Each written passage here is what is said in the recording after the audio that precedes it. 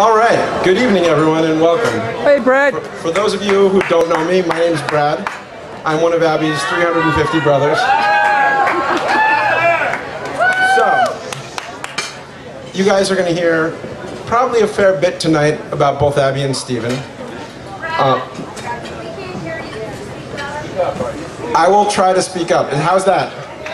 Is that a little better?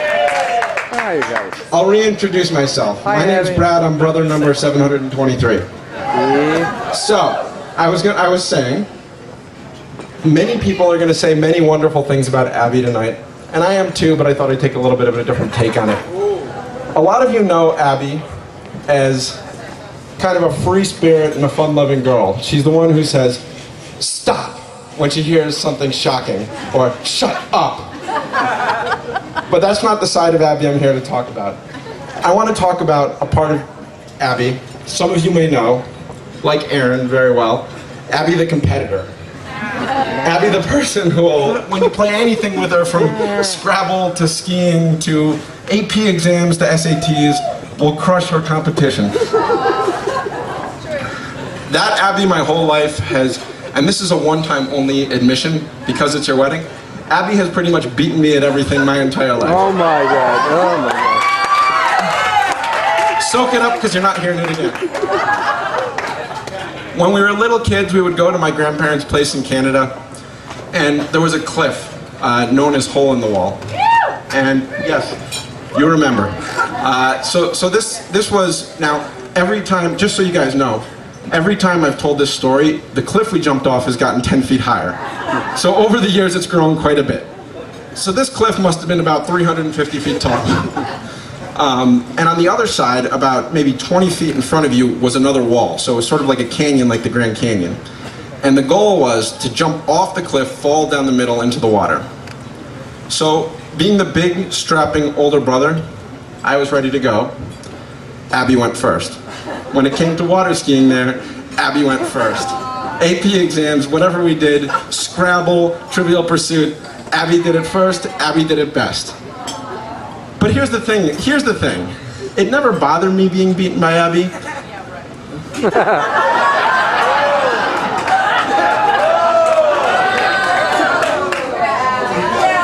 Dagger to my heart. It never bothered me being beaten by Abby. It was the style with which Abby beat you that would drive you mad. And let me tell you a little bit about what I mean by that. So, have you seen the movie Legally Blonde, where Reese Witherspoon is with all the Harvard guys and they're talking about the exam and they're all kind of looking down their noses at her and she's not so bright, and of course she's beating them on every single exam along the way? That's a lot like when you play a board game with Abby and she beats you in Scrabble with the word vernacular and then picks up her magazine about Brad Pitt and Angelina Jolie's marriage and can't believe it, and you watch her with the magazine and think, I was just beaten by someone reading Celebrity Magazine. What's going on here? I remember during med school, as she's gone through med school and a residency, pretty much a tough thing for anyone, my friends from college would always ask, how's your sister doing? And she would call me and tell me about her life. She said, one week she's going to Costa Rica, then she's going to Vermont, she's doing all these fun things, she's off here, she's off there, she's doing this, that. I always would tell them, her life sounds a lot like Grey's Anatomy. It's about 3/4 fun and drama, 1/4 medicine. And Steven, you know, there's a lot of things about you that are the same way.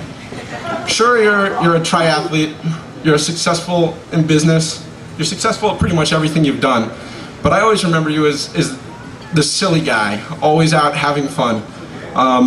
Now this is sort of a little bit of sidebar, but since I have the mic, who can stop me? Something that's always really bothered me in movies is, it's always used to, before I had children, this drove me nuts. If you watch a movie, you'd always see little kids and dogs could sense somebody's soul. It's true.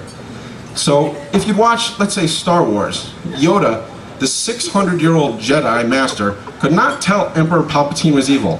But Lassie could tell the banker did not have the family's best interests in mind. How did the 2-year-old Colleen know, stare into the soul of the banker and know, but Yoda couldn't see it? I don't know.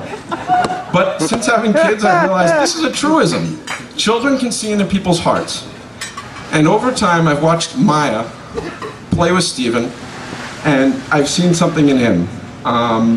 When Steven plays with Maya, he's open, he's happy, he's playing, and just who he is comes through. And it really is great to see. It's great to see what a great person he is. And it's great to see someone, an adult, who can really play, for lack of a better word. But here's the thing, and I actually have a point for all of this. This isn't my random musings. The two of them, they go through life, and you talk to them, and it always sounds, wow, they're having such a great time, things seem so easy. Guess what? Life is not easy for either of these two. They both take tremendously hard challenges, and they always do well, they always do the best. The thing is, life isn't easy, but they make it look easy. And they make it look easy because they love what they do, they love the people around them, and they love each other and who they are. And I think that's great. So, if you all wouldn't mind, I'd like you to raise your glasses for Abby and for Steven. May you always make life look easy. Great job, Brad. Great job there, Brad.